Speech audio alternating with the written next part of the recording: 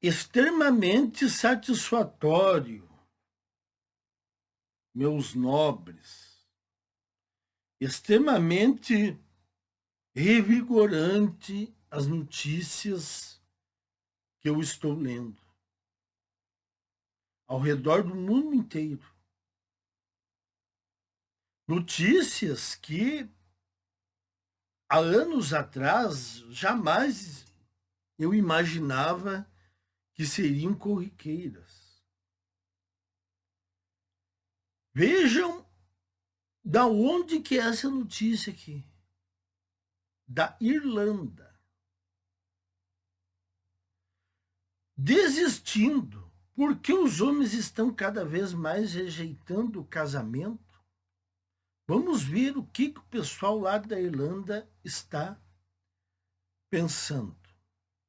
James Behan analisa por que um número crescente de homens está decidindo não se casar.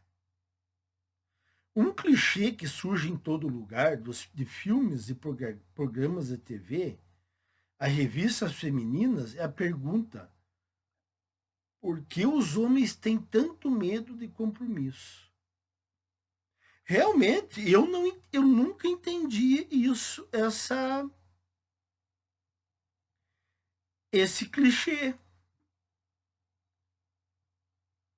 Porque esse clichê, ele nasceu, isso aí é de décadas atrás, isso aí é de quando eu era pré-adolescente, que ainda existia aquela história, uma historieta, que se contava que os homens fugiam do casamento e as mulheres tinham que ir atrás dos homens, forçando eles a casar. Surgiu esse mito há décadas atrás e esse mito ele persistiu. Quando, na verdade, hoje em dia, virou o contrário. São as mulheres que não querem casar, em maior número do que os homens. É certo que os homens agora estão desistindo de casar, mas ainda as mulheres são disparadamente as que mais rejeitam o casamento. Então eu não entendo por que esse mito ainda persiste. Um clichê, né? Esse tipo de atitude não ajuda a entender porque um número crescente de homens está decidido não se casar. A realidade é que as taxas de casamento no mundo ocidental despencaram, com mais homens e mulheres nos Estados Unidos se declarando solteiros do que qualquer outro momento da história.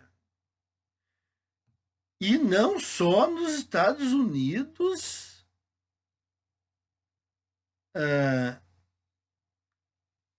e no mundo ocidental, que poderiam falar em América do Norte, Europa. Não, até na América do Sul, América Central, Ásia, até na África,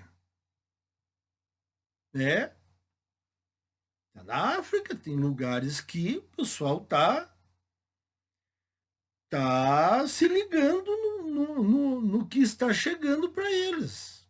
Eles ainda não estão afundados, que nem nós, mas a coisa está chegando lá. Na Irlanda, embora as taxas de casamento sejam relativamente estáveis, mesmo em comparação com o nosso passado mais católico, as pessoas estão esperando quase 10 anos a mais para se casar do que há 4 décadas. Também é mais comum formar famílias fora do casamento. Bom, mas aí, na minha opinião, isso não é família. Se os moderninhos acham que qualquer coisa é família, tudo bem. Eles que pensem assim. Na minha concepção, qualquer coisa não é família. Família é homem, mulher e filhos.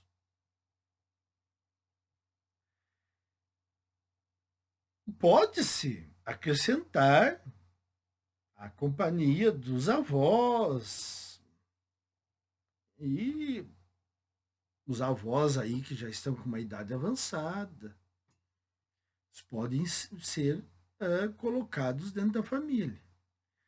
Em vez de ser um pré-requisito necessário para ter filhos, o casamento agora é uma escolha de vida e não uma obrigação a ser cumprida. É verdade, isso aqui, ainda os homens aqui no Brasil ainda não perceberam em número suficiente. O casamento hoje em dia, ele não é mais uma escolha de vida. Ele, quer dizer, ele é uma escolha de vida, ele não é mais uma obrigação. E existe um trem de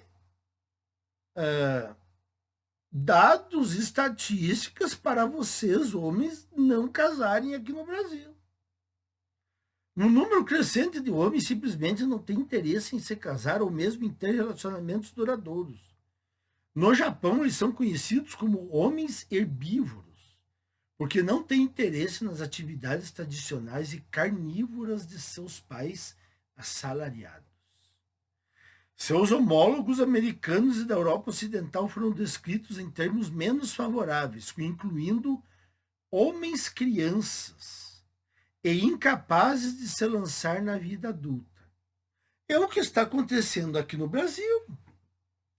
Síndrome de Peter Pan, homens infantis, homens imaturos, vire-homem, homens que não assumem responsabilidades, homens que não querem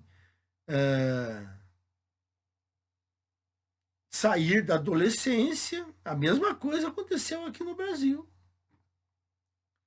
O livro de 2013 da doutora Ellen Smith, Homens em Greve, porque os homens estão boicotando o casamento e o sonho americano, retrata os homens que abandonam o casamento como grevistas, que fazem uma simples análise de custo-benefício do compromisso, antes de decidirem que é simplesmente arriscado demais no sistema atual.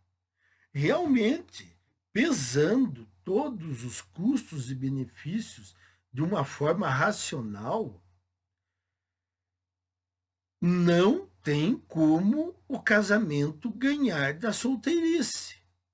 O problema é que os homens ainda estão com o pensamento emocional e não racional.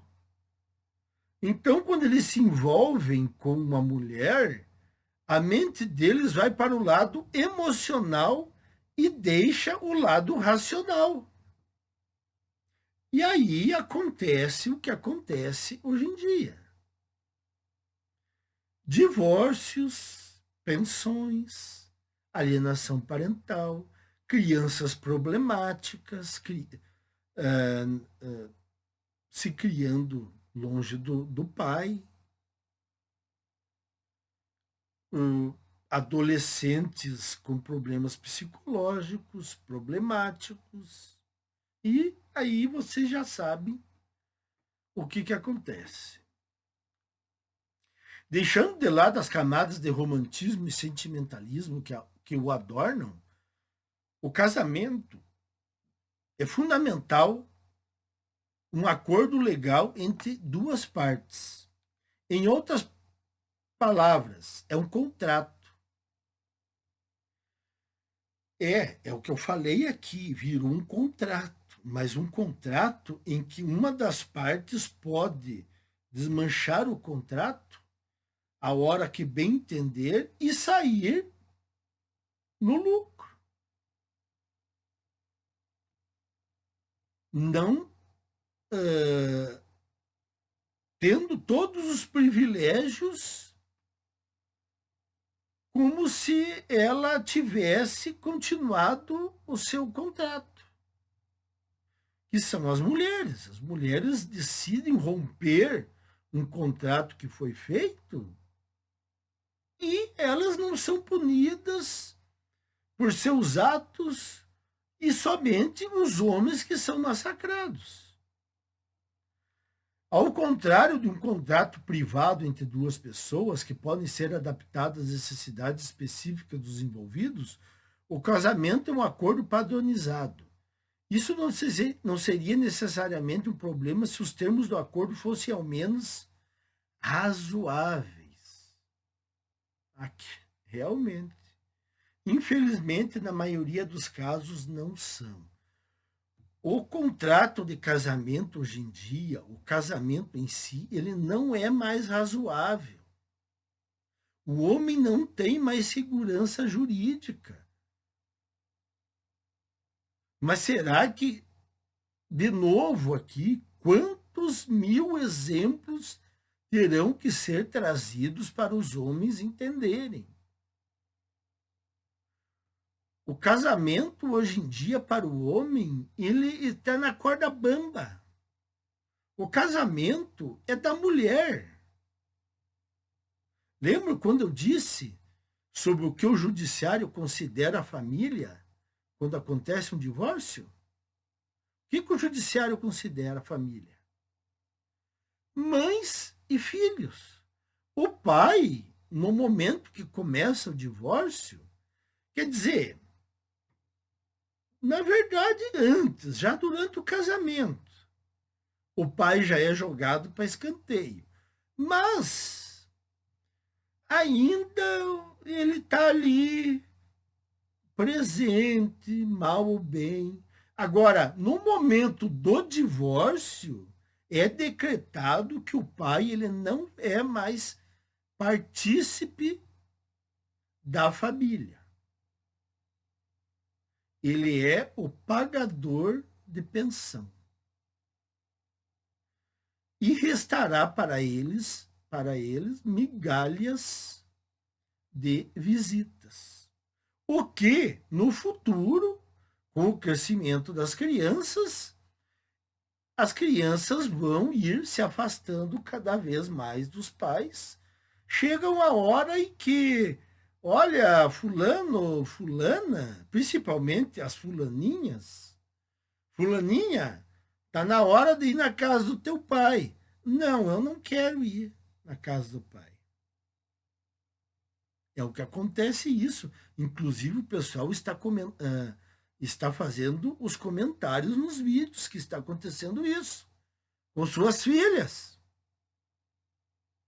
Eu avisei faz tempo isso.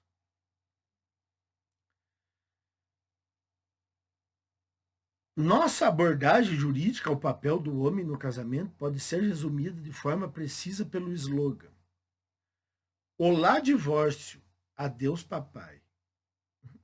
Realmente certinho.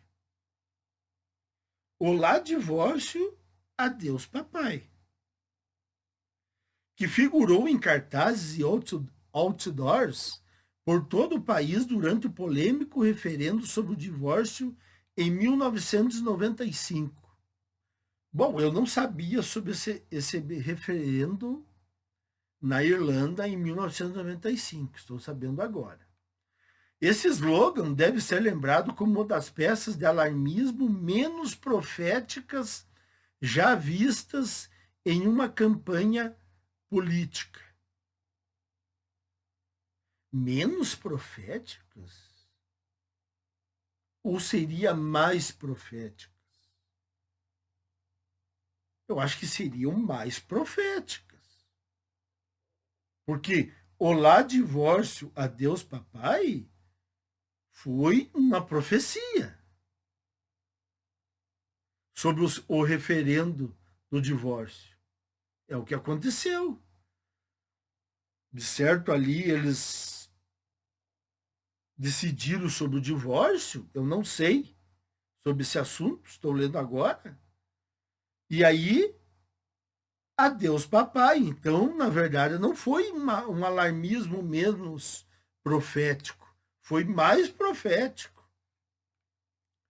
Em consonância com as estatísticas internacionais, as mulheres iniciam o divórcio em mais de 70% dos casos em que há filhos dependentes. Isso nós já sabíamos. Eu chego a jogar um número de mais de 80% do pedido de divórcio. Eu chego a arriscar que é 90%. Porque nós temos o caso de como que eles vão conseguir as estatísticas de casais que estão apenas em união estável. Às vezes, na periferia, aí se separam e não se leva ao conhecimento das estatísticas oficiais. Então, por isso que eu digo, é quase 90% dos pedidos de término de relacionamentos partem das mulheres. Ciente de que qualquer legislação que permitisse aos homens abandonar suas esposas era inaceitável para o público irlandês, o governo da época redigiu deliberadamente a Lei do Divórcio de 1996 para impedir divórcios sem acordo com qualquer finalidade financeira. Aqui está mais ou menos explicando o que foi esse ato. Esse ato, aliado à prevalência de atitudes tradicionais em relação aos papéis de gênero nas decisões judiciais, significa que os homens que se casam muitas vezes se comprometem com uma vida de penúria e isolamento dos filhos caso o relacionamento não dê certo a longo prazo. Entendi. Então aqui, o divórcio teria que ser feito com questão financeira envolvida. Então, a mulher seria ali, pegaria a guarda e receberia pensão alimentícia. Não poderia haver mais divórcios sem acordo financeiro. Agora que eu estou entendendo o negócio aqui. Então, por isso que se tornou para os homens uma vida de penúria e isolamento dos filhos, caso o relacionamento não desse certo a longo prazo. Claro, caiu o divórcio, a mulher some com as crianças, o homem fica pagando pensão, sofre alienação parental. O trabalho da doutora Rosa Onchi, que passou anos estudando centenas de casos em primeira mão em tribunais de família por todo o país, revela o quão desigual é o sistema de tribunais de família para os homens. Olha só, pessoal, é isso que eu digo aqui, É tão escancarado o que a gente traz aqui que é inadmissível vir alguém e ter a petulância de falar que nós estamos exagerando ou sendo ressentidos e inventando coisas. Isso é uma afronta. Está tudo documentado. Em média, um caso de divórcio resulta na perda do direito do homem de residir com os filhos, embora ele continue obrigado a quitar hipotecas e pagar pensão alimentícia. Não se leva em consideração como ele deve se sustentar, o que faz com que muitos homens ganhem menos do que o nível de subsistência semanal calculado pelo Estado. A privação da presença paterna e de parentes paternos nas crianças deveria ser vista como uma questão mais séria do que é atualmente. O recente protesto do Fathers for Justice no concurso Rose of Tralee ilustra os esforços que os ativistas pelo direito dos pais precisam fazer para chamar a atenção para uma das injustiças de nossa época. É uma pena que os caras lutam e não conseguem nada. O sistema não dá bola para eles. É uma pena isso. O sistema é pró-mulher e eles não dão ouvidos para as queixas dos homens. Considerando que já apresentei as perspectivas de milhares de outros homens, é justo que eu também revele as minhas. Não tenho a menor intenção de me casar, apesar de estar em um relacionamento feliz e duradouro. Minha objeção pessoal ao casamento não se baseia apenas no meu instinto de autopreservação. Tenho uma aversão intrínseca à ideia de formalizar o que deveria ser um vínculo único com outra pessoa em termos que não sejam os meus. Acredito também que apoiar uma instituição que se mostrou tão desigual para com os outros homens é fundamentalmente antiético. Verdade. Apoiar a instituição do casamento nos moldes atuais é uma traição para os homens que ainda não casaram. É uma traição para os nossos iguais. A não participação pacífica é uma forma sincera de protesto. Movimentos como os dos grevistas e os herbívoros já atraíram a atenção da mídia simplesmente por apresentarem jovens que se recusam a se conformar com o que a sociedade espera deles. Um boicote em massa ao casamento por parte dos jovens irlandeses talvez fosse suficiente para que as pessoas realmente fizessem algo para mudar o sistema. Não tenho muita esperança, porém. Tais mudanças exigiriam um comprometimento sério. Aqui eu vou comentar. O boicote é o que eu sempre digo para vocês. Mas eu sempre digo, o sistema ele não vai ceder. Ele não vai entrar em acordo. As mulheres não vão retroceder, não vão parar para pensar e ver que estão nadando em privilégios. Não, nada disso vai acontecer. Então o boicote é para o nosso salvamento, não para tentar um resgate de relacionamentos minimamente saudáveis. Não é para isso. É para nos salvarmos e, de lambuja, por que não, combater esse sistema misândrico. É a velha história. Vamos sofrer as consequências? Vamos. Então, que não sejamos os únicos a sofrer as consequências. Vamos colocar todo mundo que nós pudermos nesse rol de consequências. Esse é o meu pensamento. Então, nada de um grupo sair comemorando com abre alas que venceu e está por cima. Não. Ruína. Todo mundo ali se agarrando nas ruínas, tentando ficar de pé. Porque não é justo que só um lado pague e o outro não.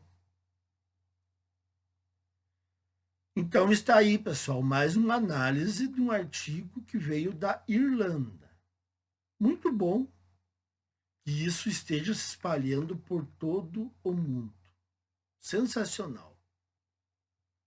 E está incomodando. E essa é a melhor notícia. Até mais, meus caros.